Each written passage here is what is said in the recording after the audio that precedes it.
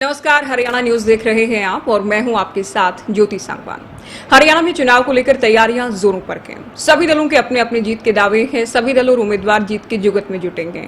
BJP की चुनावी तैयारियों को लेकर और साथ ही संकल्प पत्र को लेकर खास बातचीत करने के लिए हरियाणा बीजेपी के अध्यक्ष मोहनलाल बडोली जी हमारे साथ मौजूद हैं। बहुत स्वागत है आपका हरियाणा न्यूज पर। जी ज्योति जी, आपका भी आज जिस विषय को लेके आप, क्योंकि हमारे पार्टी के राष्ट्रीय अध्यक्ष जगत प्रकाश नड्डा जी ने जो आज संकल्प पत्र जारी किया और भारतीय जनता पार्टी का ये जो संकल्प पत्र है, ये इस उद्देश्य के साथ कि हरियाणा प्रदेश में आने वाली सरकार जो संकल्प पत्र जारी किया है उस पर अक्षर से पालन करते हुए जिस प्रकार से 2014 और 2019 के संकल्प पत्र को हमने पूरा किया, बल्कि उससे भी ज़्यादा काम करने का हमारी सरकार की बहुत बड़ी उपलब्धि है। उसी प्रकार से ये जो हमने आज 20 मेन पॉइंट उसमें दिए हैं, बाकी बहुत विस्तार से हमने सारी चीज़ें उसमें रखी हैं और हरियाणा प्रदेश के युवाओं की चिंता करते हुए हरियाणा प्रदेश के युवाओं को 2 लाख पक्की नौकरी देने का हमने लक्ष्य रखा है।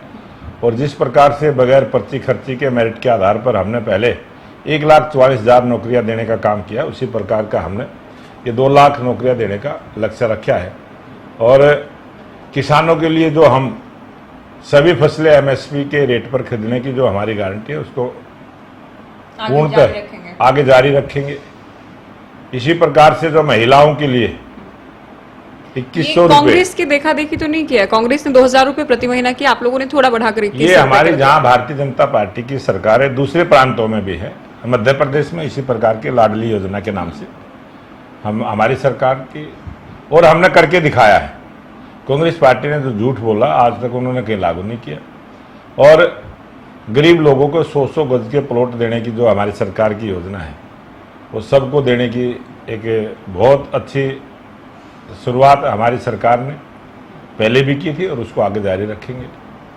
हमारी सरकार का जो लक्ष्य है सबके विकास, समान विकास काम करने का, उसको भी हमने अपने मैनिफेस्टो में रखा है। और जो आज 20 पॉइंट हमने मेन रखे हैं उसमें बहुत सारी ऐसी चीजें हैं, वो सब आप अग्निवीरों को लेकर आप लोग कह रहे हैं जो अग्निवीर होंगे सरकारी नौकरी देगी हरियाणा सरकार।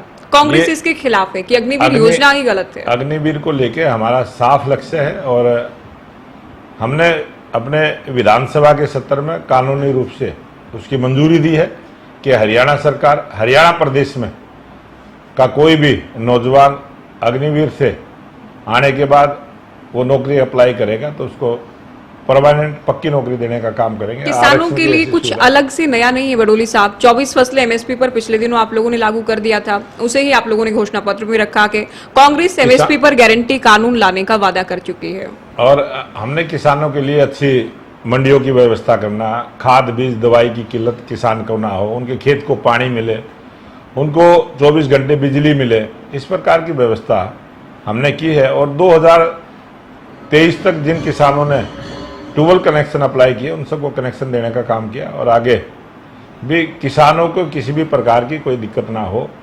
किसान क्रेडिट कार्ड जो हमारी सरकार की बहुत बड़ी अटल बिहारी वाजपेयी जी के समय में जो शुरुआत की थी उसको भी और मजबूती के साथ आगे बढ़ाने का काम करेंगे। किसान सम्मान निधि देने का काम हमारी सरकार कर रही है। किसानों की भलाई के लिए बहुत सारे काम हमारी सरकार ने किए। साथ ही मोहनलाल जी, कांग्रेस के 7 वादे पक्के इरादे, कांग्रेस के घोषणा पत्र को लेकर भी आपसे बात हुई थी। आप लोगों का संकल्प पत्र, दोनों में कई समानताएं भी हैं, कुछ अंतर भी हैं, दोनों को कहां पाते हैं? कांग्रेस पार्टी का झूठ का पिटारा है। कांग्रेस पार्टी ने एक घोषणा झूठ की है और कांग्रेस पार्टी ने झूठ बोलने में जिस प्रकार से माहिर हैं वो लंबी लंबी ऐसी बातें करते हैं। और हमने अपनी पेंशन योजना के बारे में भी उसमें कहा है कि जिस प्रकार से टीएडीए बढ़ता है, महंगाई के आधार पर बढ़ता है, उसी प्रकार से हम इस पेंशन को, ओल्ड एज पेंशन के बारे में भी हमने स्पष्ट लिखा है। कोई किसी प्रकार का हमारे संकल्प पत्र में कहीं भी आपको कोई झूठ नजर नहीं आएगी। जिस प्रकार का हरियाणा सरकार का बजट है उस बजट के आधार पर हमने अपने संकल्प पत्र। कांग्रेस ने 6,000 रुपए प्रति महीने का वादा किया है। आप लोगों ने डीए प्लस पेंशन जो भी महंगाई दर होगी उसके हिसाब से आप लोग बढ़ाएंगे, पिछली बार भी ये कहा था। आपको नहीं लगता कि कांग्रेस कहीं ना कहीं फायदे में रहेगी? हरियाणा प्रदेश की जनता बड़ी जागरूक जनता है। हरियाणा प्रदेश की जनता ने कांग्रेस पार्टी के शासन को लूट और झूठ की जो राजनीति की, जातिवाद का जिस प्रकार से बोलबाला रहा है, और किस प्रकार से व्यक्ति की पहचान करके लूटने का काम करते थे, जिस प्रकार से बहुत सारी जो कांग्रेस पार्टी के समय में लोगों को परेशानियां हुई, उसी से तंग आकर भारतीय जनता पार्टी को चुनने का काम किया। और पहले एक सरकार जाती थी, भ्रष्टाचार करने वाली सरकार जाती थी, दूसरी बदमाशी करने वाली, लूट करने वाली सरकार आ जाती थी। और आज पूरे हरियाणा प्रदेश में लगातार 10 वर्षों से भारतीय जनता पार्टी की सरकार है। एक शांति के साथ हरियाणा प्रदेश में भाईचारे के साथ सरकार चलाते हुए पूरे अमन शांति के साथ हरियाणा को हमने एक विकास की गति पे आगे बढ़ाने का काम किया। आज हरियाणा आपसे पहले भी जब बात हुई आपने कहा कि मिनिमम 62 सीटें तो आ रही, उससे ज्यादा भी हो सकते हैं, ज्यादा कितने भी हो सकते हैं। अब जब ये संकल्प पत्र आया है, आपको लगता है कि वाकई ये वो वादे हैं जिनसे आप लोगों को अपने साथ ला पाए, रिझा पाए कि 62 पार का जो आप आंकड़ा लेकर चल रहे हैं उसे साकार कर सकें? ये भारतीय जनता पार्टी का जो संकल्प पत्र है और इसमें जो बातें हमने कही हैं, वो हरियाणा प्रदेश की जनता जो हमने अपना आकलन किया है, जिस प्रकार के उम्मीदवार कांग्रेस के आए हैं, भारतीय जनता पार्टी के आए हैं, दूसरी पार्टी के आए, उसका हमारा आकलन है कि कम से कम 62 विधायक हमारे इस 2024 के चुनाव में जीत के आएंगे और स्पष्ट बहुमत की सरकार हरियाणा प्रदेश में भारतीय जनता पार्टी की बनेगी। चलिए, बहुत शुक्रिया बातचीत के लिए।